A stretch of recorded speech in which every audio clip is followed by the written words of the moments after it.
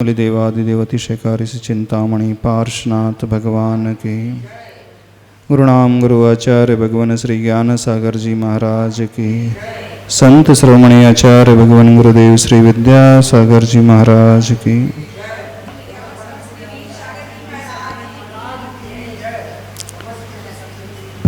Page number 230। विषय कार्य कारण व्यवस्था का चल रहा है। इस मूक माटी महाकाव्य में पूज्यवर गुरुदेव इस माटी से कलश की यात्रा के माध्यम से नीति शास्त्र का वर्णन कर रहे हैं, जैन सिद्धांत का वर्णन कर रहे हैं, अध्यात्म का वर्णन कर रहे हैं, चरणानुयोग ग्रंथों का वर्णन कर रहे हैं। आगम इसमें समाहित है, लोक नीति और अर्थ नीति भी इसमें गर्भित है। कहने को ये मूक माटी महाकाव्य है, उस मिट्टी से कलश को बनाने की यात्रा का वर्णन है, पर देखा जाए समस्त अनुयोगों का सार इस मूक माटी महाकाव्य ग्रंथ में भरा हुआ है। न केवल चारों ही अनुयोग इसमें समाहित हैं, प्रथमानुयोग, कर्णानुयोग, चरणानुयोग, द्रव्यानुयोग, अपितु लोक व्यवहार में प्रचलन में आने वाली जो नीतियां हैं, सूक्तियां हैं, वह भी इसमें गर्भित है। वर्तमान के परिप्रेक्ष्य में अर्थनीति को यदि हम देखें, राष्ट्र उत्थान की बातें, राष्ट्र भक्ति की बातें भी इस मूक माटी महाकाव्य में देखने को मिलती है। आध्यात्मिकता की हम बात करते हैं, अलग अलग पृष्ठों में समय सार का निचोड़ भी इसमें भरा हुआ है। और जब हम न्याय ग्रंथ को उठा करके देखते हैं, पलटते हैं, न्याय ग्रंथों में जिस प्रकार अपने साध्य की सिद्धि की जाती है, वह वर्णन भी इसमें हमें प्राप्त हो जाता है। जैसे कहा जाता है, लड्डू कहीं से भी खाया जाए, ऊपर से, नीचे से, आजू से, बाजू से, बाहर से, भीतर से, हर जगह मिठास लिए हुए ही होता है। हर जगह वही स्वाद उसके भीतर मिल जाता है। ऐसे ही ये मूक माटी महाकाव्य है। हम किसी भी पृष्ठ को खोल करके देखें, हमें तो ऐसा लगता है कि हर पृष्ठ में कुछ वही भाव, वही मिठास नजर आ जाती है। यदि हम बीच के पृष्ठों को भी पढ़ना शुरू करें, कोई व्यक्ति आगे पीछे की यात्रा को न भी समझ रहा हो, न भी जान रहा हो, तो बीच के पृष्ठों में भी भाव पकड़ में आसानी से आ जाते हैं। थोड़ा ध्यान अवश्य देना होगा। कुल मिलाकर के सार यह निकल रहा है कि महाकाव्य एक ऐसी अप्रतिम कृति है पूज्यवर गुरुदेव की, जिसकी सानी हमें देखने को नहीं मिलती। कहने के लिए हिंदी में लिखा हुआ अतुकांत काव्य को कहने वाला, सरल शब्दों में, सरल भाषा में, प्रचलन में आने वाली उस भाषा में है। लेकिन जब इसके अर्थ की ओर दृष्टि जाती है, तो चाहे वह संस्कृत का महाकाव्य हो, प्राकृत आदि भाषाओं में रचा हुआ काव्य है, बिल्कुल वहां तक हमें लेकर के जाता है। जो व्यक्ति जिस दृष्टिकोण से इसे देखने की कोशिश करता है उसे वो उसी रूप में नजर आता है। जैसे साहित्य प्रिय है, इसे वह साहित्य की दृष्टि से देखता है तो इसमें साहित्य की सुगंधी नजर आती है, और जब अध्यात्म की दृष्टि से देखते हैं तो लगता नहीं महाकाव्य है, यह बड़ा एक आध्यात्मिक ग्रंथ है जिससे हमारी आत्मा की यात्रा नीचे से ऊपर की हो जाती है। और जैन सिद्धांत की दृष्टि से जब हम इसे आलोड़न करने की कोशिश करते हैं तो जैन सिद्धांत की गूढ़ बातें भी इसमें समाहित है, चाहे वो कारण कार्य की व्यवस्था की बात हो, मंजिल साध्य को प्राप्त करने की बात हो, साधक कारण बाधक कारण क्या होते हैं, इन सब की बातें हैं इस मूकमाटी महाकाव्य में पग पग पर हमें देखने को उपलब्ध हो जाते हैं। ये पूज्य गुरुवर की महती अनुकंपा, दूरदृष्टि, तीक्ष्ण पैनी दृष्टि कही जाएगी। एक छोटे से पात्र को लेकर के, माटी रूपी पात्र को लेकर के, जिसे लोग पैरों तले रौंद देते हैं, जिसे कोई पसंद सा नहीं करता है, खासकर आज के जमाने में, उस छोटे से पात्र को लेकर के बहुत गहरी बातें इस महाकाव्य ग्रंथ में आचार्य भगवान ने हम सब के लिए परोस करके रख दी। इस महाकाव्य का हम आनंद लेना सीखें, पढ़कर के इसकी गहराई तक, सुनकर के इसकी गहराई तक उतरना सीखें।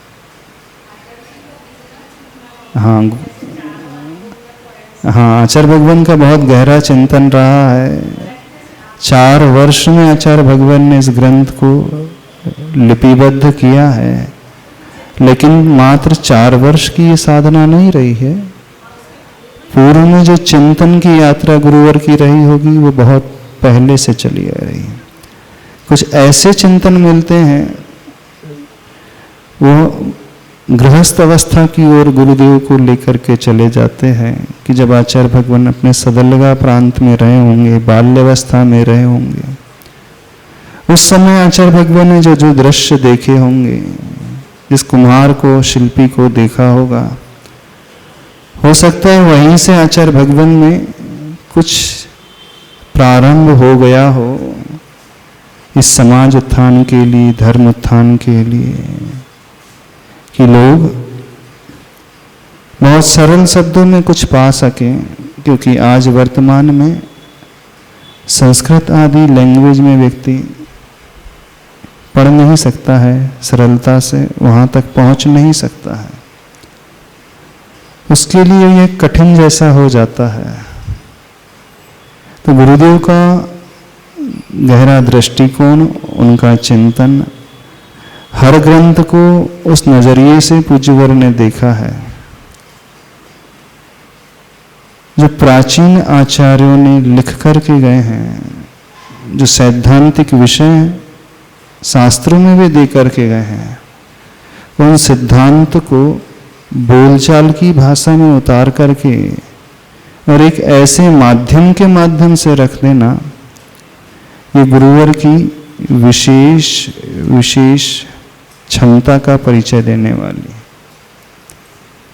कुछ बहुत विशेषता जब उनके भीतर है, उसी का परिणाम है कि मूकमाटी महाकाव्य हम सबको मिला है। अब इसमें जो भरा है उसका उपयोग हम करना सीखें, इसमें से उस रहस्य को हम पकड़ना सीखें। क्या पूज्यवर हमें देना चाह रहे हैं, बतलाना चाह रहे हैं, और जिसे समझ में आ जाता है उसके आनंद का पारावार नहीं रहता है।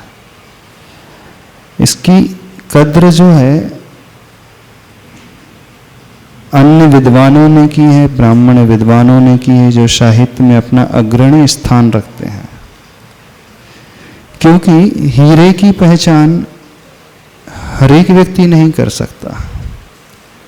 हीरे की पहचान के लिए दृष्टि चौहरी की होना आवश्यक है। तो इसकी कीमत, इसकी वैल्यू उन विद्वानों ने बढ़ाई है जिन इसका आलोड़न किया है, इसे पढ़ा है। जब इसकी गहराई तक वे पहुंचते हैं तो हतप्रभ रह जाते हैं, आश्चर्य से भर उठते हैं कि एक ऐसा व्यक्ति भी जो कन्नड़ भाषी रहा हो, जिसकी मातृभाषा कन्नड़ रही हो, जिसकी शिक्षा उसी भाषा में, जिन्होंने कभी हिंदी अपने गृहस्थ जीवन काल में कभी पढ़ी नहीं हो, विशेष रूप से देखी नहीं हो, और वह व्यक्ति हिंदी में काव्य की रचना कर दे, अपने भावों को उतार करके रख दे, ये विशेष उनकी प्रज्ञा की अथवा उनके ज्ञान की पराकाष्ठा समझना। जैसे प्रज्ञा श्रमणिक रिद्धि होती है, वह रिद्धि ये कहती है कि बिना पढ़े ही सिर्फ सूत्र को देख करके ही उसके हृदय तक हम प्रवेश कर जाते हैं। यानी ज्ञानावरणी कर्म का इतना क्षयोक्षम बढ़ जाता है, बिना शास्त्रों का आलोड़न किए हुए ही उसके विषय तक प्रवेश कर जाना, ये प्रज्ञा श्रमणिक रिद्धि का चमत्कार होता है। ऐसा प्रतीत होता है वर्तमान में भले ही गुरुदेव के पास अथवा पंचम काल में भले ही रिद्धियां नहीं होती हैं, पर ऐसा प्रतीत होता है गुरुदेव का विशेष क्षयोपशम प्रकट हो गया, या तो अपने गुरु की सेवा से, विनय के भाव से, समर्पण के भाव से, निर्तिचार निर्दोष चारित्र के पालन से, और ज्ञान आदि के प्रति जो विशेष लगाव, जो रुचि, उसके माध्यम से आचार्य भगवान को वह रिद्धियां जैसे भाव ही प्राप्त हो गए हैं। तो इतना कुछ इस मूक माटी महाकाव्य में भरा हुआ है। कितने लोगों ने मूक माटी महाकाव्य पढ़ा है? इसके पूर्व पढ़ा है? पढ़ा हुआ है, सुना होगा किसी से। हाँ,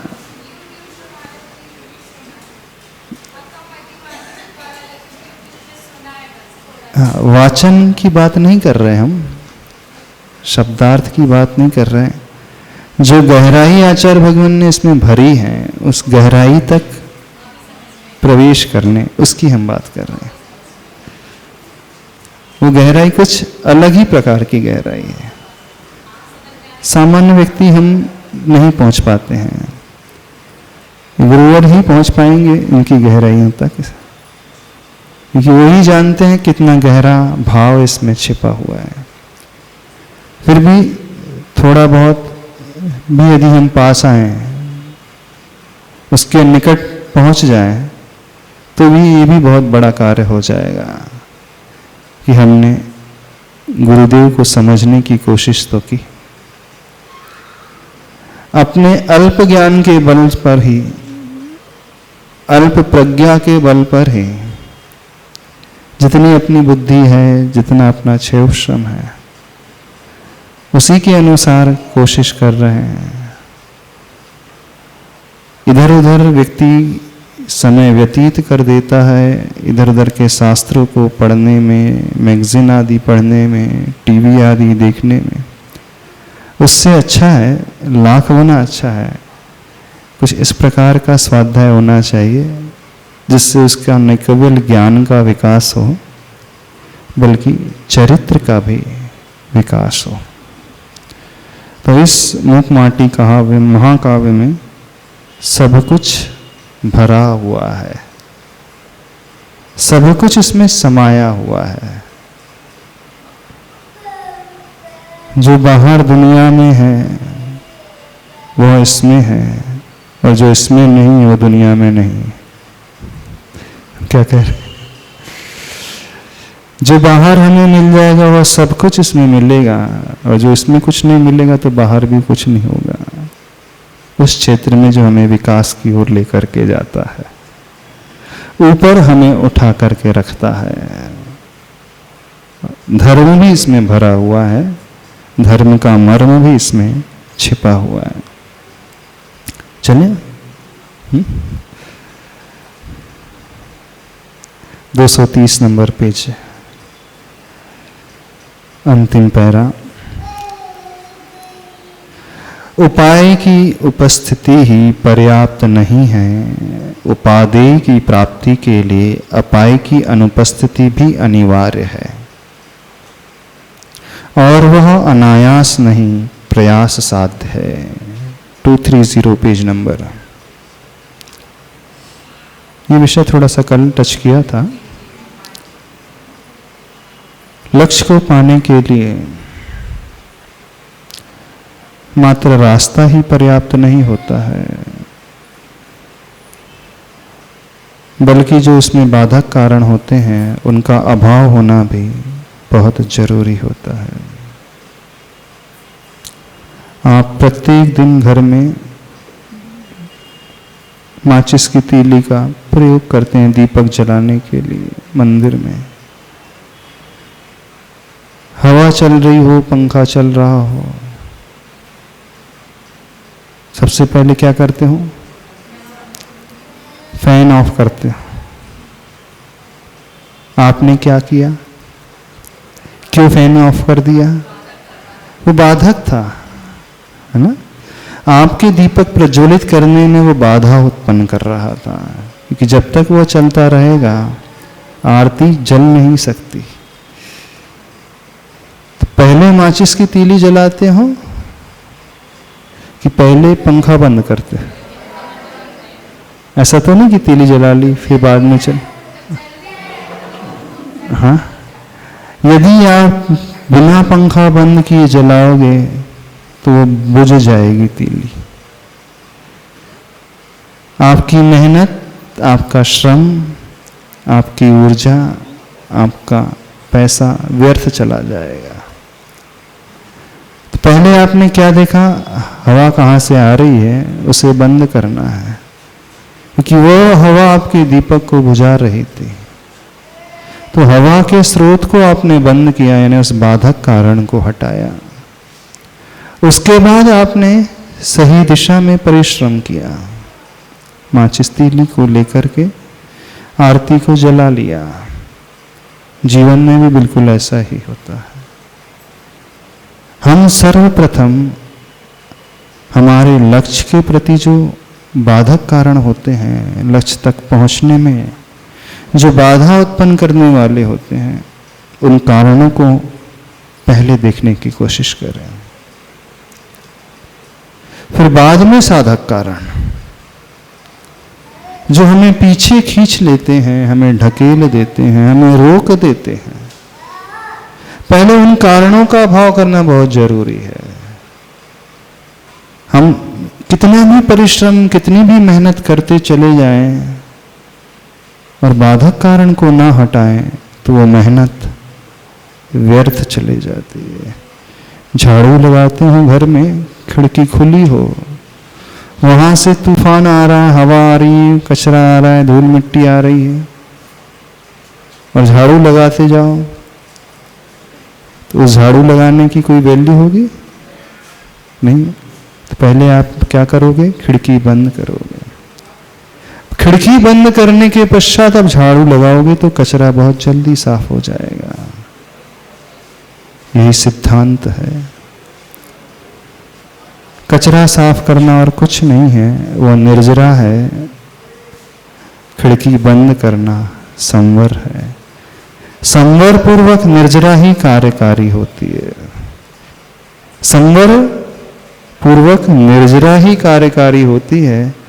संवर तत्व को अपनाया, अर्थात उस बाधक कारण को हमने हटाया। अब उसके पश्चात झाड़ू, कर्मों के ऊपर झाड़ू फेरना है, तो हमारी आत्मा क्लीन होगी। समझ रहे हो? नहीं समझ रहे हो? लेकिन करते नहीं हो ऐसा। संवर पूर्वक निर्जरा चल रही नहीं, धूल एक तरफ से आ रही है, दूसरी तरफ से झाड़ू लग रही है। ऐसा ही तो कर रहा है प्राणी, नहीं कर रहा। कर्म का आश्रय एक तरफ से हो रहा है, दूसरी तरफ से आप पुरुषार्थ करके धर्म करके झड़ाने की कोशिश कर रहे हो। तो आचार्य भगवान कह रहे हैं पहले संवर तत्व को अपनाओ, पहले उस बाधक कारण को हटाओ, उसके पश्चात झाड़ू लगाओ। उसके बिना आपकी मेहनत, झाड़ू लगाने की वाली मेहनत व्यर्थ चले जाएगी। परिश्रम भी हुआ, ऊर्जा भी गई, समय भी गया, पैसा भी गया, सब कुछ चला गया। संसार के क्षेत्र में बिल्कुल ऐसा ही हो रहा है, नहीं हो रहा? क्या पूछना? नमस्ते महाराज जी, गृहस्थ संवर कैसे कर सकता है? गृहस्थ संवर कैसे कर सकता है? गृहस्थ का संवर प्रतिमा लेने से ही होता है, अनुव्रत धारण करने से होता है, एक देश पापों के त्याग से ही होता है। उसके बिना उसका गज स्नान की भांति सारा कार्य चल रहा है। बाधक कारण हटाए बिना झाड़ू का अर्थ है गज स्नान, है ना? नहा रहा है, पुनः धूल डाल रहा है, कमरा साफ हो रहा है, पीछे से धूल पुनः आते जा रही है। तो सिद्धांत में, आगम में उसे कहा है गज स्नानवत। गज स्नान नहीं करो, स्नान करने के पश्चात अपनी सुरक्षा करो। झाड़ू लगाने के पश्चात कचरे के आने के द्वार को बंद करो। चलें आगे बढ़ते हैं। तो अपाय की अनुपस्थिति भी अनिवार्य है और वह अनायास नहीं, प्रयास साध्य है। इस कार्य कारण की व्यवस्था को स्मरण में रखते हुए ही सर्वप्रथम वह बादल दल देखते देखते पल भर में अपने पथ में बाधक बने प्रभाकर से जा भिड़ते हैं और घन घमंड घुले गुरु गर्जन करते कहते हैं कि धरती का पक्ष क्यों लेता है, सागर से क्यों चिढ़ता है। वह हिंसा कर रहा है, लेकिन कर्म सिद्धांत को, कारण कार्य व्यवस्था, कार्य कारण व्यवस्था को अपना रहा है। अपनाते हैं कि नहीं? संसार में लोग नहीं अपनाते। संसार के क्षेत्र में आप अपना लेते हैं कार्य कारण व्यवस्था, लेकिन धर्म के क्षेत्र में नहीं अपनाते हैं। गृहस्थी में रहते हुए आप पहले खर्चे ज्यादा कहाँ हो रहे हैं उसको बचाते हो। इनकम के साथ साथ आप सेविंग जो कर रहे हो, अननेसेसरी जो खर्चे होते हैं ना, उन छिद्रों को आप बंद करते हो। यानी बाधक कारणों को तो हटाते हो, फिर इसके साथ फिर आप इनकम का सोर्स खोजते हो, कहां से पैसा आएगा। गृहस्थी जब मैनेज करते हो तो उसमें भी महिला वर्ग यही करता है कि तो सांसारिक क्षेत्र में वो कारण कार्य व्यवस्था को अपना लेता है, लेकिन धार्मिक क्षेत्र में हो रही है? नहीं हो रही। संवर पूर्वक निर्जरा नहीं चल रही है, आश्रय पूर्वक निर्जरा ही चल रही है। कोशिश करें संवर पूर्वक निर्जरा को अपनाने की। तो इस कार्य कारण की व्यवस्था को स्मरण में रखते हुए ही सर्वप्रथम वह बादल दल देखते देखते पल भर में अपने पथ में बाधक बने प्रभाकर से जा भिड़ते हैं। क्योंकि बादलों का लक्ष्य क्या है? घनघोर वर्षा करना, उन कुंभों को तहस नहस करना। लेकिन वर्षा करने में बाधा किससे आएगी? उस प्रभाकर से आएगी। तो पहले उसे रास्ते से हटाना है। ये हमारे रास्ते का सबसे बड़ा अवरोधक कांटा है। जब तक ये रहेगा तो वो आगे बढ़ने नहीं देगा। तो उससे प्रभाकर से जा भिड़ते हैं और घन घमंड घुले गुरु गर्जन करते कहते हैं। यानी घमंड से पूरित भरे हुए और गुरु गर्जन यानी बड़ी भयंकर गर्जना वो कर रहे हैं, शांत नहीं बैठे। क्या कह रहे हैं सूर्य से? धरती का पक्ष क्यों लेता है, सागर से क्यों चिढ़ता है? तुम धरती का पक्ष क्यों ले रहे हो और समुद्र से क्यों चिढ़ रहे हो? अरे खर प्रभाकर सुन, भले ही गगनमणि कहलाता है तू, सौर मंडल देवता ग्रह, ग्रह गणों में अग्र, तुझमें व्यग्रता की सीमा दिखती है। अरे उग्र श्रोमणि तेरा विग्रह यानी देह धारण करना वृथा है। कारण कहाँ है तेरे पास विश्राम ग्रह, तभी तो दिन भर दीनहीन सा दर दर भटकता रहता है। फिर भी क्या समझकर साहस करता है, सागर के साथ विग्रह संघर्ष हेतु। क्या कहा गया? क्या संबोधन दिया बादलों ने पहले सूर्य को? अरे खर, खर का अर्थ क्या होता है? गधा। खर विषाणवत न्याय में आता है, जैसे गधे के सींग नहीं होते हैं, तो खर का अर्थ होता है गधा। अरे खर प्रभाकर सुन। अब तैश में तो है ही, क्रोध में तो है ही बादलों का दल। तो रिस्पेक्ट भरे शब्दों में थोड़ी संबोधन करेंगे। जो लड़ाई लड़ने जाता है व्यक्ति तो थोड़ी आप पीछे हट जाइए, ऐसा थोड़ी कहा जाता है। आदर सम्मान तो विनय की बात जहाँ होती है वहाँ पर आती है। जब क्रोध से भरा हुआ होता है तो जब आप किसी को डांटते हो, बच्चे को प्रताड़ित लताड़ते हो, तो क्या बोलते हो? आप करके बोलते हो क्या? हाँ हाँ, अच्छा मजाक जैसा हो। तो आप करके तो उसे डांटते नहीं हो।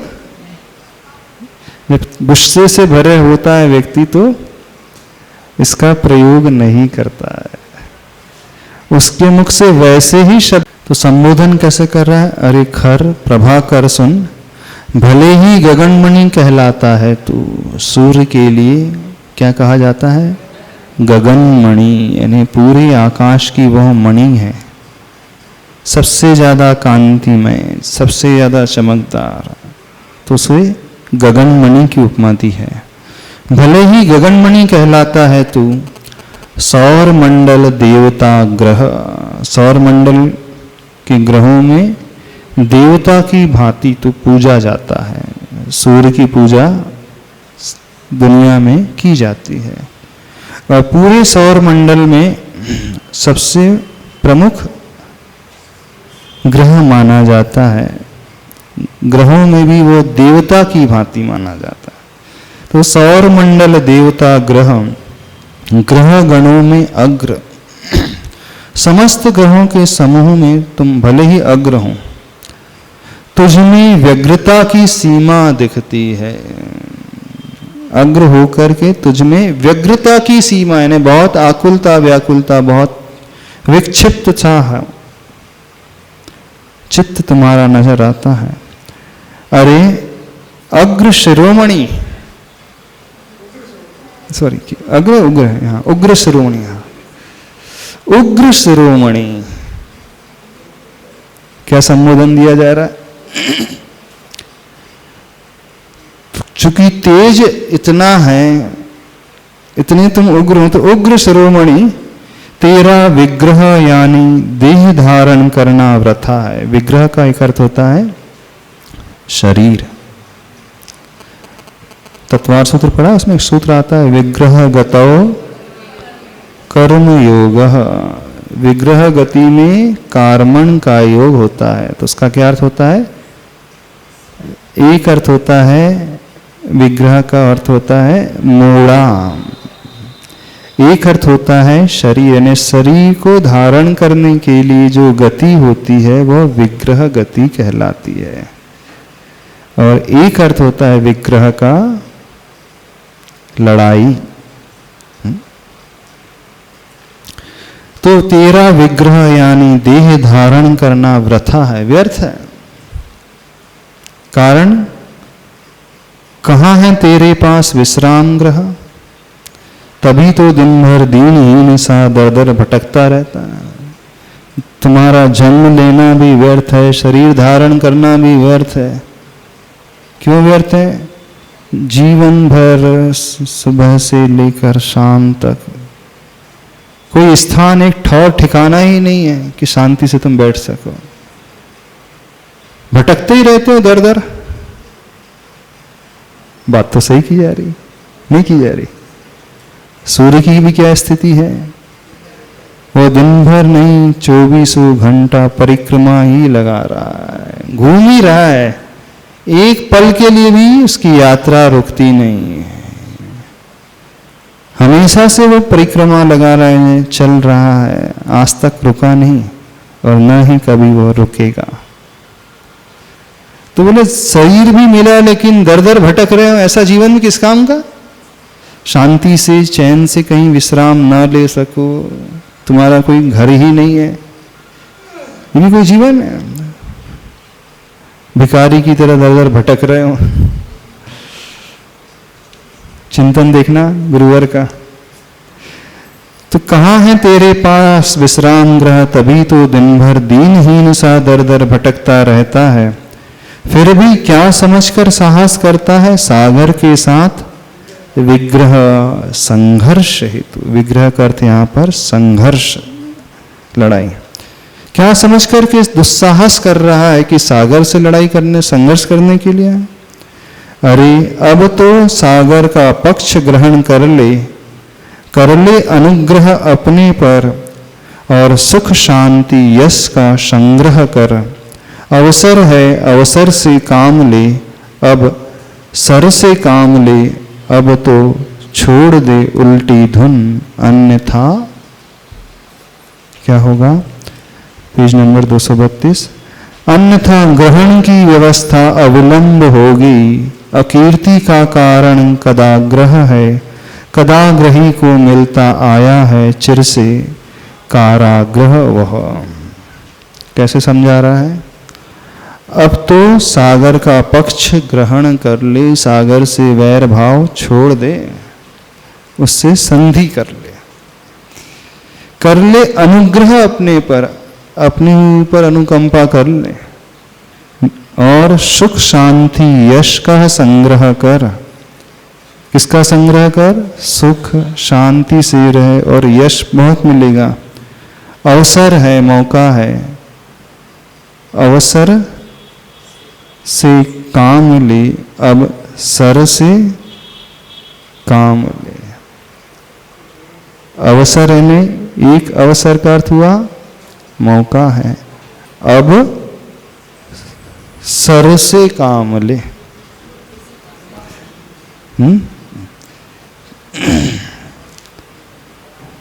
समझ में क्या लिखा गया है? अवसर है, अवसर से काम ले, अब सर से काम ले। व को जब ब कर दिया जाएगा तो क्या हो जाएगा? वो अब कॉमा सर। पहले अवसर लिखा था, अब सर।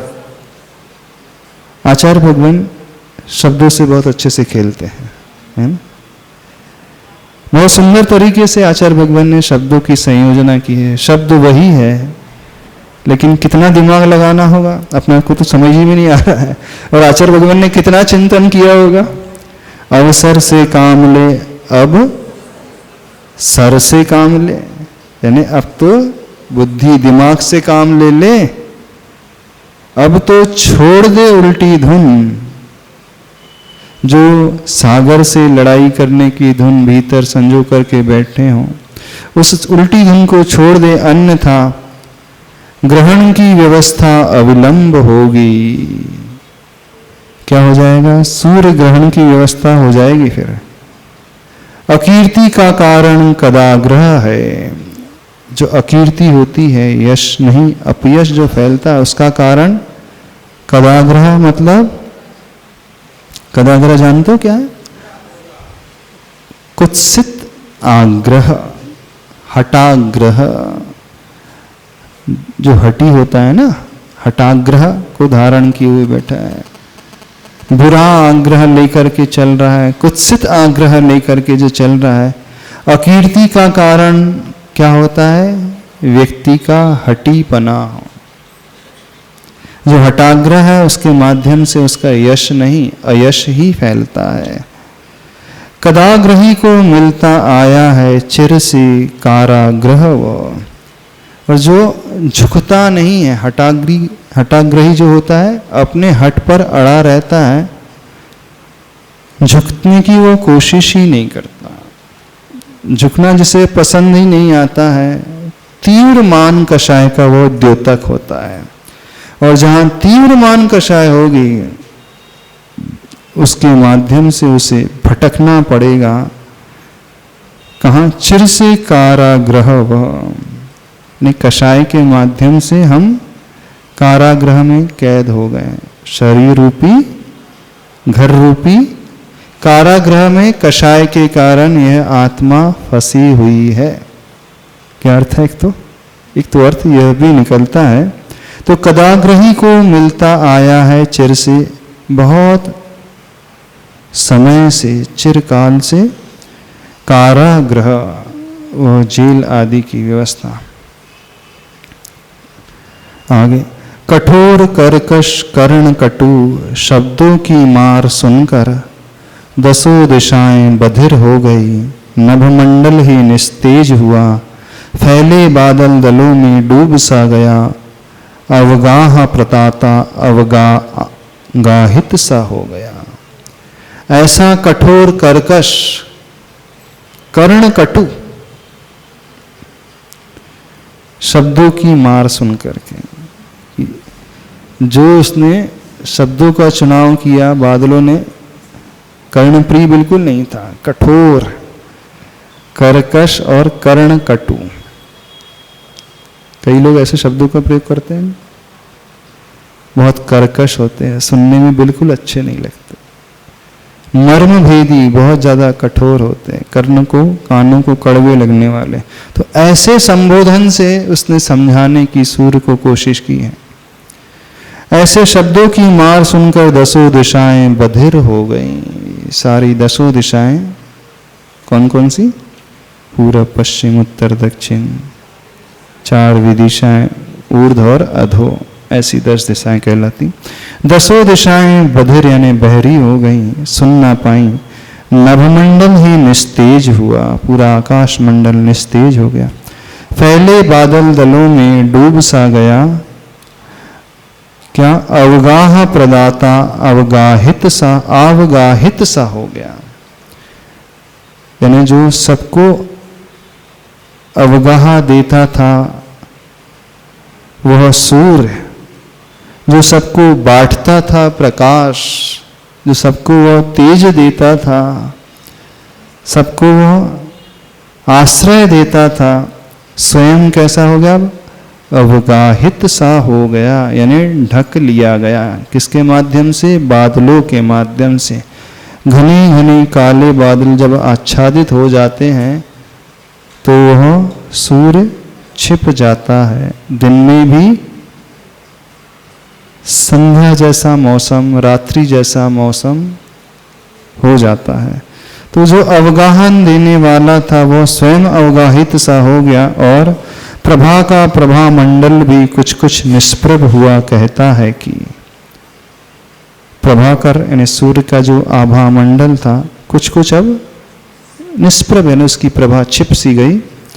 क्या कहता है? अरे ठगों, औरों को ठग कर ठहाका लेने वालों, अरे खंडित जीवन जीने वालों, पाप खंड पक्ष ले उड़ने वालों। पाखंड लिखा है यहाँ पे, वैसे पाप खंड होना चाहिए, पाखंड भी चल सकता है। पाप खंड अथवा पाखंड का पक्ष ले उड़ने वालों, यह रहस्य की बात समझने में अभी समय लगेगा तुम्हें। गंदा नहीं बंदा ही भयभीत होता है विषम विघ्न संसार से, और अंधा नहीं आंख वाला ही भयभीत होता है परम सघन अंधकार से।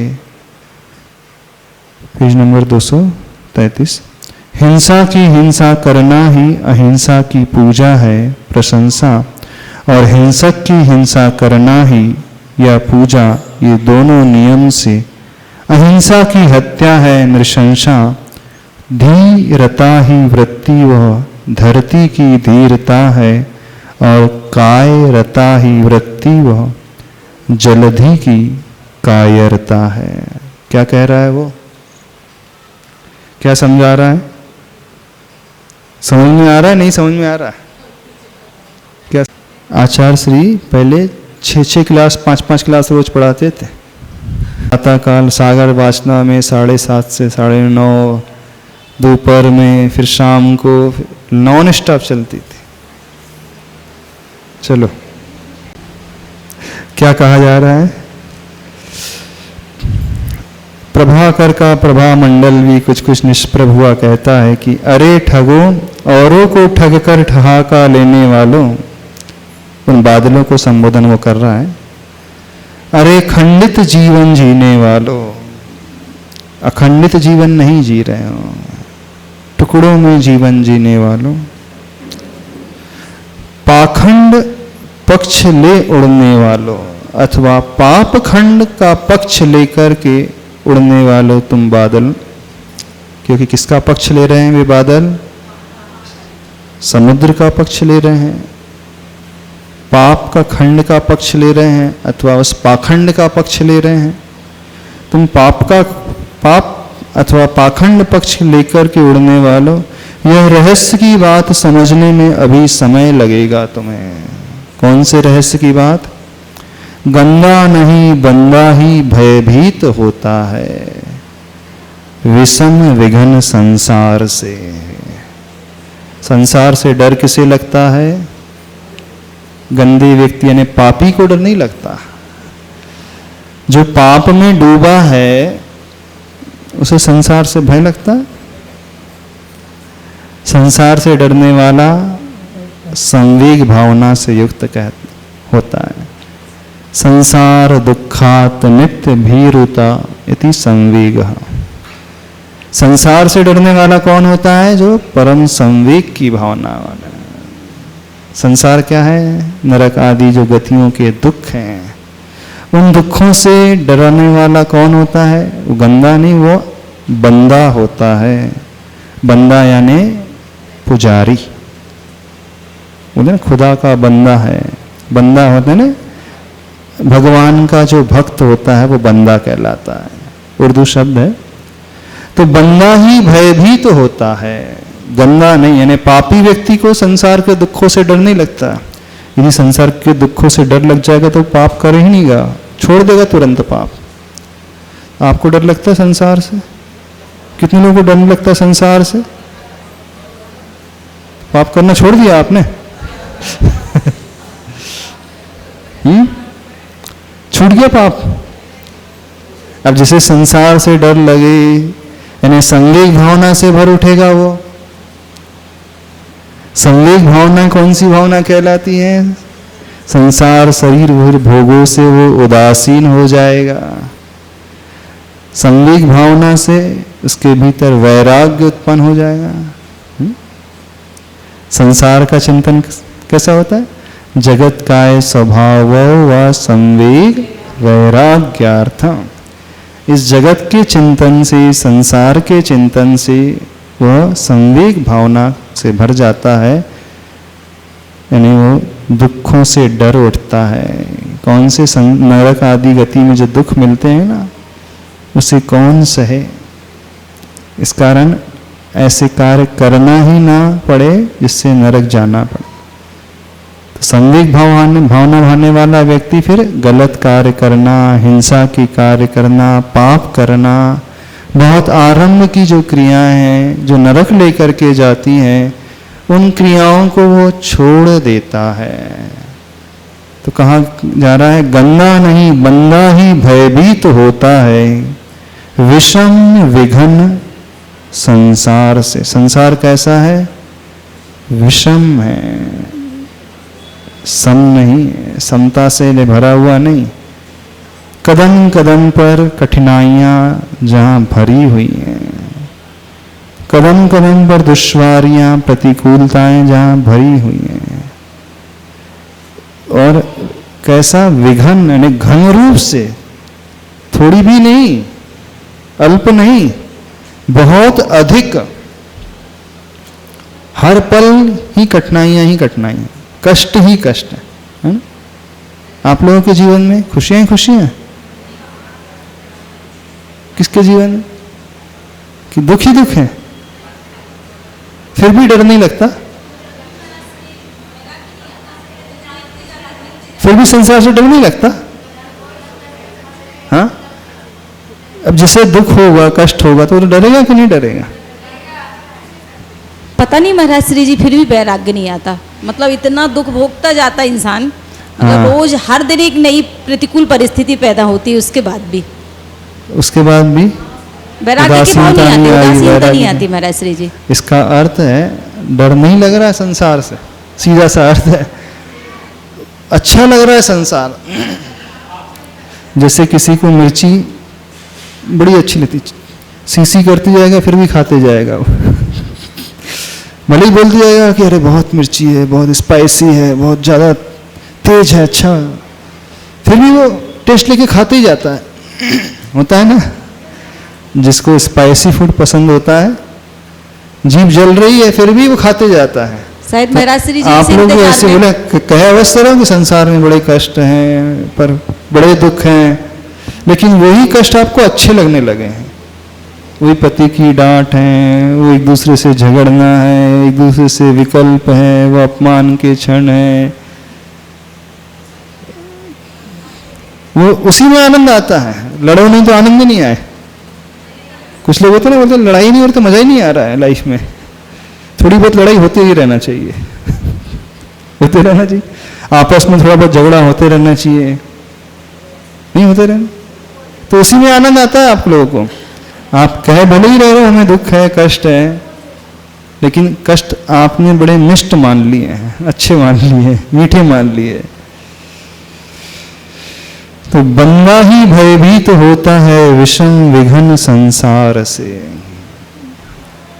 ये संसार बड़ा विषम है, घन घन यानी विघन, ऐसी घनीभूत कठिनाइयां भरी हैं। और अंधा नहीं आंख वाला ही भयभीत होता है परम सघन अंधकार से। जिसकी आंखें ही नहीं, उसे अंधकार से थोड़ी डर लगता, वैसे ही दिखाई नहीं दे रहा, दिन हो रात उसके लिए एक बराबर, तो डर किसे लगता है? अंधकार से में आंख वाला ही डरता है, अंधा व्यक्ति थोड़ी डरता है। Page number 233। हिंसा की हिंसा करना ही अहिंसा की पूजा है प्रशंसा। हिंसा करनी चाहिए कि नहीं? करनी चाहिए। हिंसा की हिंसा करो, आचार्य भगवान कह रहे हैं। किसकी हिंसा करो? हिंसा की हिंसा करो। हिंसा की हिंसा करना ही अहिंसा की पूजा है, प्रशंसा है। और हिंसक की हिंसा करना ही या पूजा, ये दोनों नियम से अहिंसा की हत्या है, नृशंसा है। हिंसा की तो हिंसा करना है, लेकिन हिंसक की हिंसा मत करना। पाप से तो घृणा करना है, लेकिन पापी से घृणा नहीं करना। पाप को तो मारना है, लेकिन पापी को नहीं मारना। क्या कहा जा रहा है? यदि कोई व्यक्ति पापी को मारने लगे, हिंसक की हिंसा करने लगे, तो वो क्या है? अहिंसा की हत्या है। दो तरीके से अहिंसा की हत्या होती है। एक हिंसक की हिंसा करने से, पापी को मारने से, और दूसरा उसकी पूजा की जा रही हो तो भी अहिंसा की हत्या है। यानी जो व्यक्ति बहुत ज़्यादा पाप में डूबा हो, बहुत ज़्यादा हिंसा करता हो और आप उसकी पूजा करने लगो, उसका मान सम्मान बहुत करने लगो, तो समझना आप हिंसा को प्रोत्साहित कर रहे हैं, बढ़ावा दे रहे हैं। और जब हिंसा को बढ़ावा दिया जाएगा तो नियम से वो अहिंसा की हत्या मानी जाएगी। तो हिंसक की हिंसा करना भी अहिंसा की हत्या है और हिंसक की पूजा करना भी अहिंसक की हत्या है। तो क्या करना है? ना उसकी पूजा करना है, ना उसको मारना है, न्यूट्रल हो जाना है। ना उसके बारे में बुरा सोचना है, न ही उसके बारे में अच्छा सोचना है। माध्यस्थ भावम विपरीत वृत्तो। 4 भावना में भावना आती ना, मैत्री, करुणा, अनुकंपा और माध्यस्थ। माध्यस्थ मीन्स उपेक्षा, न्यूट्रलिटी, न्यूट्रल। न उसके प्रति द्वेष की भावना, न ही उसके प्रति राग की भावना। पापी यदि कोई है, कोई गलत कर रहा है, तो हम उसके बारे में बुरा तो, अच्छा तो सोच ही नहीं सकते, लेकिन बुरा भी नहीं सोचना। यह नहीं सोचे कि उसका अहित हो जाए। बहुत कठिन है। पापी के प्रति न्यूट्रल हो जाना बहुत कठिन है। माध्यस्थ हो जाना, प्राय हर व्यक्ति उसका अहित सोचने लगता है, हिंसक को मारने की सोचने लगता है। वह नहीं, हिंसक को मारने से हिंसा थोड़ी समाप्त हो जाएगी। आप एक हिंसक को मारोगे, दूसरे हिंसक पैदा हो जाएंगे। यदि अहिंसा लाना है तो क्या करना होगा? हिंसक को अहिंसक बनाने से अहिंसा आएगी। शत्रु को मारने के 2 तरीके हैं। या तो उसे जान से खत्म कर दो तो भी वो मर जाएगा, अथवा शत्रु को मित्र बना लो तो भी वो मर जाएगा। नहीं मर जाएगा? शत्रु तो समाप्त हो गया कि नहीं आपका? तो दुनिया वाले कौन सा रास्ता अपनाते हैं? शत्रु को जान से मारने का रास्ता अपनाते हैं। लेकिन शत्रु को, हिंसक को मारने से कभी हिंसा समाप्त नहीं होगी। एक शत्रु समाप्त हो जाएगा, 4 और खड़े हो जाएंगे। तो भगवान महावीर स्वामी क्या कहते हैं? शत्रु को नहीं समाप्त करो, शत्रु को मित्र बना करके समाप्त करो। बड़ी ऊंची चीज है, बहुत ऊंची चीज है ना। हमने शत्रु को मित्र बना लिया तो ऑटोमेटिकली समाप्त हो गया? वो नहीं हो गया। जो आज तक हमारे बारे में बुरा सोच रहा था, अब मित्र बनते ही हमारा हितैषी हो गया, हमारे बारे में अच्छा सोचने लगा। तो शत्रु समाप्त हुआ कि नहीं हुआ? है हिम्मत इतनी इतनी शक्ति भीतर से आप शत्रु को मित्र बना करके समाप्त करो? नहीं मानेगा। यदि उसे मित्र नहीं बना पा रहे हो तो कम से कम उसे मारो नहीं, न्यूट्रल हो जाओ, एकदम माध्यस्थ भाव ला लो। माध्यस्थ मीन्स वो है नहीं है, हमारे लिए कोई मतलब नहीं। इस माइक को देख करके आपको वैर भाव पैदा होता है? इस टेबल को देख करके वैर होता है? अथवा वो टेबल रखा उसे देख करके वैर पैदा होता है, राग पैदा होता है? ना राग हो रहा है, ना द्वेष हो रहा है। हम अपने काम में व्यस्त है, वो टेबल वहां अथवा वो चेयर वहां रखी है, कोई फर्क पड़ता है? कोई फर्क नहीं पड़ रहा चेयर रहने से। तो जिसके रहने अथवा नहीं रहने से हमें कोई अंतर नहीं पड़े, न जिसकी हमें यूटिलिटी नहीं है, जिसका हम उपयोग नहीं कर रहे हैं, कोई ऐसी जड़ वस्तु रखी है वहां पे टिकी है, वो लकड़ी वहां टिकी है मान लीजिए, तो हमें कोई अंतर पड़ता है? लकड़ी हो अथवा ना हो, कोई अंतर नहीं। ये भाव कहता है माध्यस्थ भाव। भले ही वो सामने हो लेकिन हमारे दिमाग से वो निकल जाए, हमारी बुद्धि से वो बाहर हो जाए, हम उसे मान लें कि है ही नहीं, देख कर भी हम अनदेखा कर दें, इग्नोर करें, जैसे वो है ही ना। हो सकता है ये साधना कहलाती है, ये साधना कहलाती है शत्रु को देख करके भी इग्नोर कर देना। कोई अंतर नहीं पड़ रहा, जैसे वो ठूंठ खड़ा है हमें कोई अंतर नहीं पड़ता है, शत्रु हमारे लिए वो ठूंठ की भांति हो जाए, हिंसक हमारे लिए वो पड़ी हुई लकड़ी की भांति हो जाए, पड़े है सो ठीक, नहीं है सो ठीक है, ना होना अथवा नहीं होना हमें कोई फर्क नहीं पैदा करे, वो कहलाता है माध्यस्थ भाव। हाँ, दूर रहेगा तो कोई भाव नहीं आते, लेकिन सामने हो तो तब दिमाग खराब होने लगता है। हाँ, तो साधना ये कहलाती है माध्यस्थ भावम विपरीत वृत्तौ, और ये बड़ी साधना है, छोटी साधना नहीं, बहुत बड़ी साधना। माध्यस्थ भाव, अथवा शत्रु को मित्र बना लो, बना सकते हो। हाँ, अच्छा, हमारे से बनाने से नहीं होता है, वो बने तो सही, बन जाएगा। व्यवहार इतना अच्छा कर लो कि बन जाएगा, बन जाएगा वो। शत्रु क्यों है वो? हमारे दूसरे व्यवहार के कारण। और हमने व्यवहार ही बदल दिया तो शत्रु तो अपने आप समाप्त हो जाए। हाँ महाराज जी, इतना करने पर भी वो नहीं बदले तो छोड़ दो, फिर मध्यस्थ भाव, न्यूट्रल।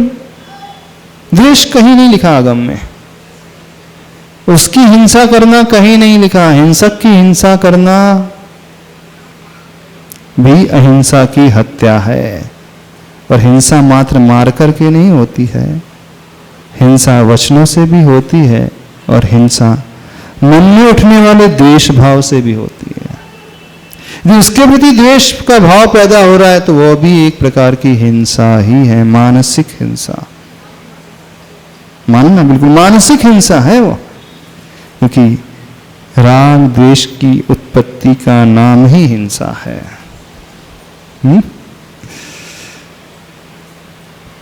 राग द्वेष की, और राग द्वेष और अप्रणिधानम माध्यस्थ भाव। न राग उत्पन्न हो न द्वेष उत्पन्न हो हमारे प्रणिधान यानी उपयोग में, हमारे परिणामों में, उसका नाम है माध्यस्थ भाव। बहुत ऊंचे स्तर की साधना है ये, यानी यहां पर वो पूर्ण समता का भाव, 100% इक्वेनिमिटी का भाव, पूर्ण समता, कुछ लेना देना नहीं, जो हो सो हो, जो है सो है, जो है सो है, ठीक है, कोई अंतर नहीं, हमें क्या अंतर है, सो है, हो सो हो। कहना आसान है ना, बहुत आसान है कहना, करना बहुत कठिन है। करना मेन तो यही है। आचार्य भगवान नहीं कह रहे हैं अहिंसा की हत्या है क्या, हिंसक की हिंसा करना ही अथवा उसकी पूजा करना, ये दोनों नियम से अहिंसा की हत्या है, नृशंसा है, यानी कठोर। धीरता ही वृत्ति वह धरती की धीरता है। क्या कह रहे हैं वो प्रभाकर? धी यानी बुद्धि में रत हो जाना ही वह धरती की धीरता है, यानी वह उसका धैर्य गुण है। इतना होने पर भी वह समता से सब कुछ सहन कर रही है। और कायरता ही नहीं होना चाहिए, फिर कायरता की वृत्ति, और ऊपर भी धीरता की होना चाहिए। शायद मिसप्रिंट हो गया यहाँ पर, धीरता की वृत्ति वह धरती की धीरता है और कायरता की वृत्ति वह जलधि की कायरता है। ही की जगह यहाँ पे की होना चाहिए। तो कायरता की वृत्ति यानी काय में रत होना ही कायरता है और धी में यानी अपने ज्ञान में रत होना ही धीरता है। तो कायरता किसकी है? उस जलधि यानी समुद्र की कायरता है। क्या है कायरता? जो काय में ही रंजायमान होता है उससे बड़ा कायर कोई नहीं होता। जो काय के सुख में ही लगा है, कायरता मतलब काय के सुख को ही खोज रहा है, शारीरिक सुख में ही जो लगा है, धर्म छोड़ कर के पुण्य छोड़ कर के उसी में आनंद मना रहा है, डूबा है, वही कायरता है। तो कायरता की वृत्ति वो जलधि की कायरता है। बस इतना ही रखें, समय हो गया है ना। समझ में आ रहा है नहीं आ रहा? कुछ बहुत गहरे भाव है आज के इसमें। यदि आ जाए थोड़े भी तो बहुत बड़ी कृपा होगी। पूरे तो हम कह भी नहीं रहे, थोड़े भी आ जाए तो बहुत बड़ा काम हो जाएगा।